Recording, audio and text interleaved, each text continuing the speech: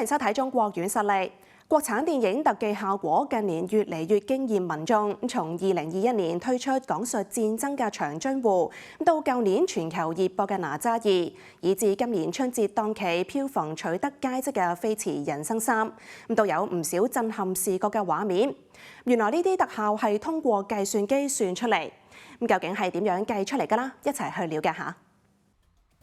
中國電影特效近年進入快車道，喺今年春節上映。講述賽車嘅《飛馳人生3》，特技製作更加實現咗質嘅飛躍。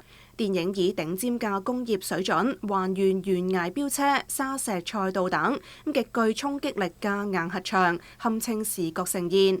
而舊年全球爆紅，俗稱哪吒2嘅哪吒之魔童鬧海，雖然已經上映超過1年，但一幕幕震撼嘅特效畫面，至今仍然令人印象深刻。要實現呢啲視覺奇觀，國家東數西算工程助力唔少，佢強大嘅算力成為雲渲染技術嘅支持後盾。拿這個《飛馳人生》來說吧，它整個片子有幾百個特效鏡頭，如果是不用雲渲染的技術的話，它可能是需要渲染1到2年的時間才能完成。那現在在我們的雲平台上，可能就花1到2個月的時間。以哪吒2為例啊，那其中一個3秒鐘的複雜鏡頭，如果用單機渲染，可能需要412天。那使用雲渲染的話，我們就用1-2天的時間。電影渲染或者雲渲染係指通過計算機算法，將3維數字場景轉換成2維影像嘅計算處理過程。渲染質量喺好大程度上影響咗成片嘅視覺效果。以哪吒2為例，電影入邊鱗片嘅金屬光澤到粒子水墨嘅視覺奇觀，其實係通過計算機算出嚟。呢一個特效製作嘅過程就叫做渲染。過去呢啲計算只能夠靠單台服務器完成。一部動畫電影往往需要耗時幾個月，甚至係幾年。現時提升到幾日，甚至係幾個鐘就可以完成。咁強大嘅算力供給並非憑空而嚟，而係得益於2022年啟動嘅東數西算國家級算力資源配置戰略工程。通過構建數據中心、雲計算同大數據一體化嘅新型算力網絡體系，將東部地區算力需求引至西部地區進行計算處理。喺強大背景下，中國電影特效先實現咗質嘅飛躍。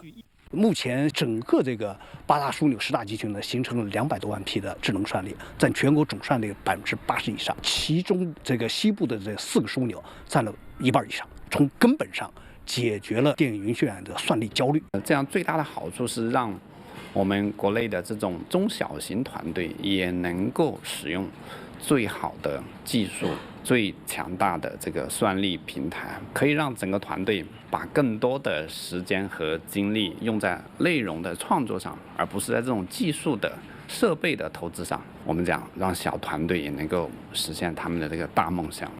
除咗算力嘅幫助，企業嘅領先算法同中國網絡建設嘅優勢，亦都決定咗雲渲染效果。喺利好政策嘅扶持下，跨區域協作大幅降低成本，帶動住西部數字經濟發展。這個雲渲染產業上的一大批這種企業，這些企業呢，在這個算法方面都非常的有特色，應該說都處於全球領先的水平。我國目前在這個網絡方面呢，居於全球第1位。網絡的這個規模大、質量高、傳輸性能好，特別是在5G 傳輸網方面，隨着我國這個數據鑰匙化、價值化的不斷的這個深入，以及人工智能+的戰略的不斷的推進，中國將在全球的電影發展當中呢，將會起到越來越重要的作用。數據顯示，中國電影行業嘅虛擬製作流程滲透率已經由2023年嘅15%提升到2025年嘅45%左右。